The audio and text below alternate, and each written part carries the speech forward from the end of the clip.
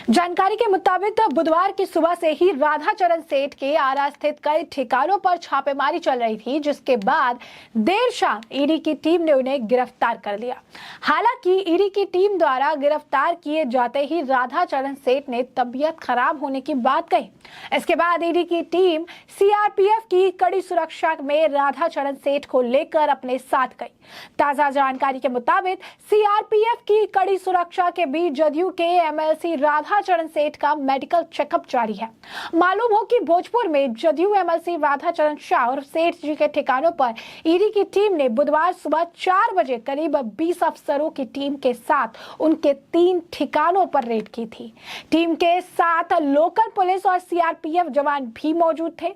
राधाचरण शाह के आरा शहर के बाबू बाजार वाले घर, होटल और अनाइट के फार्म हाउस पर यह कार्रवाई चल रही थी। सेठ जी के नाम से मशहूर इस राजनेता की गिरफ्तारी बालू के अवैध कारोबार समेत अन्य वित्तीय गड़बड़ी को लेकर हुई और आय से अधिक संपत्ति का भी मामला है। ईडी के अधिकारी बैंक ट्रांजैक्शन और पेपल खंगाल रहे हैं। कुछ दिन पहले ही सेठ जी और उनके बेटे को आरा से पटना पूछताछ के लिए भी ईडी के पास बुलाया गया था।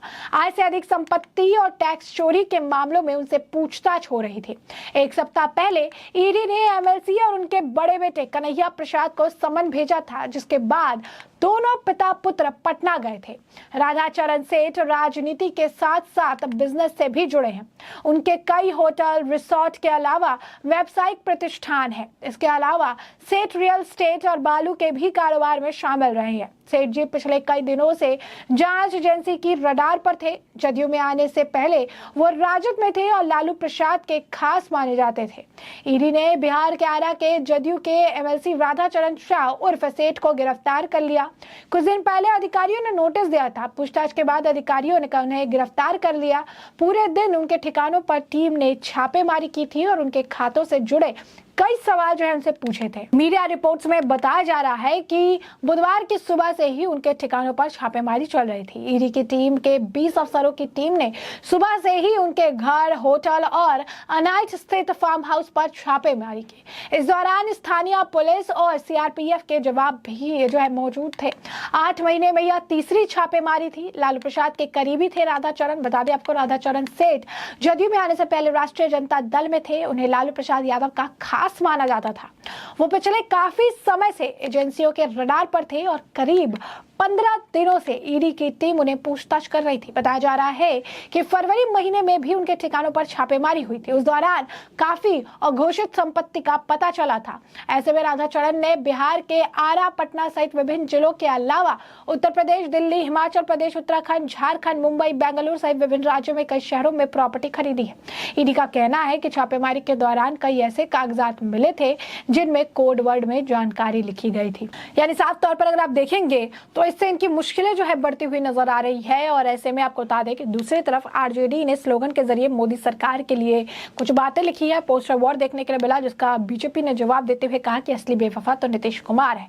तो क्या है माजरा, विस्तार से समझिए। बिहार में राजनीतिक दलों के बीच पोस्टर वार कोई जो है नई बात नहीं है, लेकिन इस बार आरजेडी और बीजेपी के बीच दीवार लेखन के जरिए स्लोगन वॉर शुरू हुआ है, जिस लोग पढ़कर खूब आनंद ले रहे हैं। राजधानी पटना की सड़कों पर कई स्थानों पर दीवार लेखन के जरिए आरजेडी और बीजेपी ने स्लोगन के जरिए एक दूसरे के गठबंधन के नेताओं पर निशाना साधा।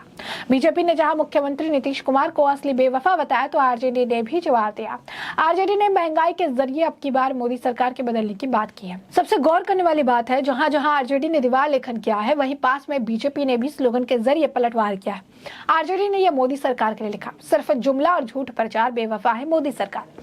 आरजेडी ने एक और स्लोगन के जरिए कहा, सिर्फ जुमला और झूठा प्रचार, बेवफा है मोदी सरकार। तो वहीं भाजपा ने दीवार पर लिखा, दिया न शिक्षा न रोजगार, पलटू कुमार को कब तक सहेगा बिहार। वैसे इन स्लोगनों को आते जाते लोग भी बड़े गौर से पढ़कर मजे ले रहे हैं। आरजेडी ने एक स्लोगन और लिखा, मजदूर किसान पर रोज सितम, मोदी सरकार का खेल खत्म। तो भाजपा ने स्लोगन लिखा, कभी हमारा तो कभी आपका यार है, असली बेवफा तो नीतीश कुमार है।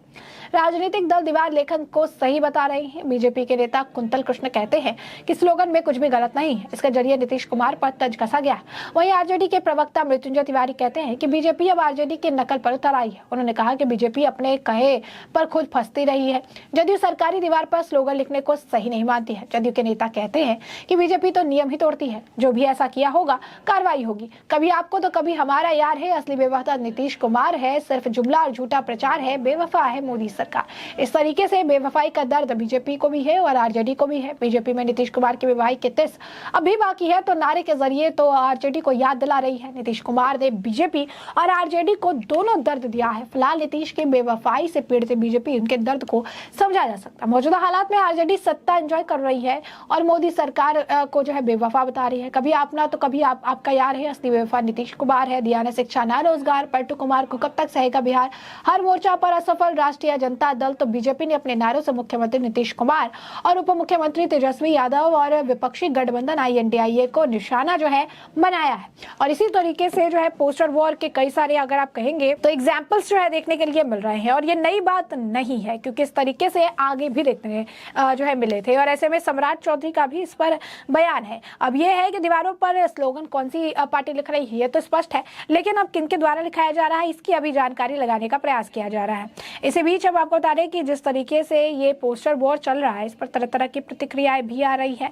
इस पर लोगों की बात भी अगर कहे तो वो उसे सही बता रही है, कह रही है कि सारी चीजें सही है।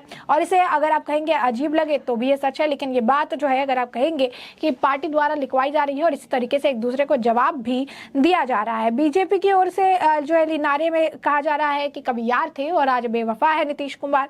तो आरजेडी भी इसी तरीके से मोदी सरकार पर निशाना साध रही है। पटना की दीवारों पर नारों के जरिए बीजेपी और आरजेडी एक दूसरे पर वॉर करते हुए नजर आ रही हैं। और वैसे में बीच में आपको बता नीतीश कुमार की खबरें आती रहती है कि कभी वो बीजेपी का हिस्सा बनेंगे, कभी जो है कभी कहते हैं कि नहीं वो कहीं नहीं जाएंगे। तो ये खबरें भी आती रहती है, जिससे ये बात स्पष्ट है कि दोनों तरफ अगर आप कहेंगे कि तिश तो है ही, और ये पोस्टर वॉर जुबानी जंग जो है एक दूसरे से पीछे हटने के लिए भी तैयार नहीं है। तो एक तरफ जदयू के एक बड़े विधायक पर बड़ी कार्रवाई देखने के लिए मिली है। आय से अधिक संपत्ति का मामला है, जिस मामले में कई घंटे अगर आप कहेंगे छापेमारी चली और इसके बाद पूछताछ हुई और इसके बाद उन्हें गिरफ्तार कर लिया गया। तबीयत बिगड़ने की आशंका जताई गई, अस्पताल में उनको चेकअप भी कराया गया और उसके बाद ईडी उन्हें ले गई, क्योंकि उन्हें गिरफ्तार कर लिया गया है। बालू खनन अवैध तरीके से करने का भी मामला है, आय से अधिक संपत्ति से जुड़ा मामला है। लालू यादव के बेहद ज्यादा करीबी रहे हैं और उसके बाद नीतीश कुमार की पार्टी में शामिल हो गए थे। काफी ज्यादा बड़ा बिजनेस है, काफी पैसे भी हैं उनके पास, और ऐसे में एक ऐसे व्यक्ति का गिरफ्तार हो जाना नीतीश कुमार और लालू प्रसाद यादव दोनों के लिए बड़ा झटका बताया जा रहा है। ऐसे में हमने आपको जो पूरा मामला है ये बड़े विस्तार से बताया है कि पूरा मामला क्या है। और अभी इस पूरे मामले पर आपकी भी जो राय हो हमें कमेंट सेक्शन में कमेंट करके जरूर साझा करिएगा। धन्यवाद।